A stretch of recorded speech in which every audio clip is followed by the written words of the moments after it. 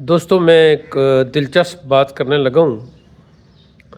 دلچسپ میں اس کو ذرا علمی حوالے سے اور یہ چیز سامنے رکھ کے کہ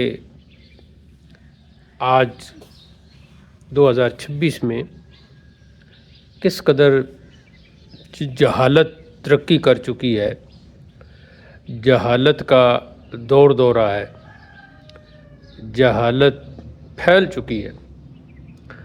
کہنے کو تو اے آئی کا زمانہ ہے، نیٹ کا زمانہ ہے، ہر طرف گوگل کی باتیں ہوتی ہیں، فلاں سرچ انجن، لیکن دیکھا جائے تو یہ جھوٹ کا زمانہ ہے، گمراہی کا زمانہ ہے۔ زمانہ کا لفظ ظاہر ہے بات کو سمجھانے کے لیے ہم استعمال کر رہے ہیں، مراد تو اہل زمانہ ہی ہوتے ہیں۔ ایک کوئی صاحب ہیں، سفید ریش، ملی جلی داڑھی ان کی، پیر کہلواتے ہیں اپنے آپ کو، اور وہ کہہ رہے ہیں جی کہ درود میں وَأَصْحَابِهِ یا صحبہ لانا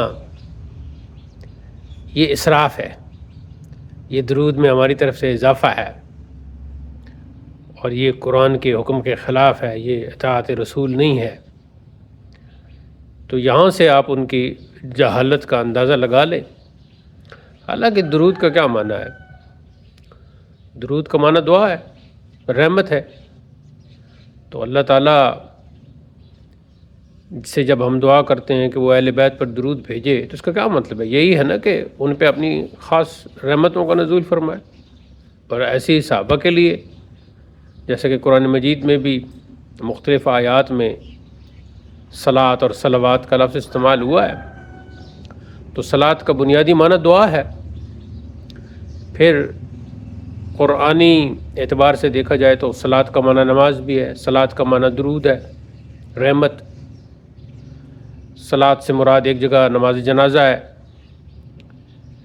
تو نماز اور درود، لیکن بنیادی اس کا معنی دعا ہے۔ تو قرآن میں پھر یہ نماز کے لیے بھی استعمال ہوا، مجاز شرعی اسے کہتے ہیں علماء کی زبان میں۔ پھر میں پیر لکھوایا ہوا ہے۔ اور بات کیا کر رہے ہیں کہ صحابہ پر جو ہے وہ درود نہیں بھیجنا چاہیے۔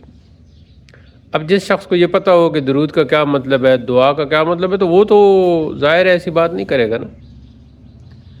جائے کہ اپنے نام کے ساتھ پیر اور پتنی کیا کیا لکھو، اور شروع میں وہ کہہ رہے ہیں کہ مجھ سے سوال کیا گیا، میں تو حیران ہوں سوال کرنے والوں پر بھی۔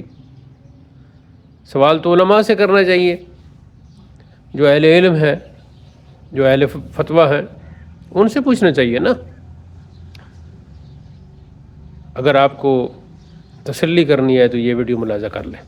حضور نبی کریم صلی اللہ علیہ وآلہ وسلم کی ذات اقدس کے اوپر درود کے حوالے سے ہم سے کو سوال کیا گیا کہ اگر درود میں سے وآلہ کا لفظ ہٹانا درود کی چوری کے زمرے میں آتا ہے تو وآلہ و اصحابی کے الفاظ کو، یعنی کہ اصحابی کے اضافی الفاظ کو بیچ میں شامل کرنا کیسا ہے؟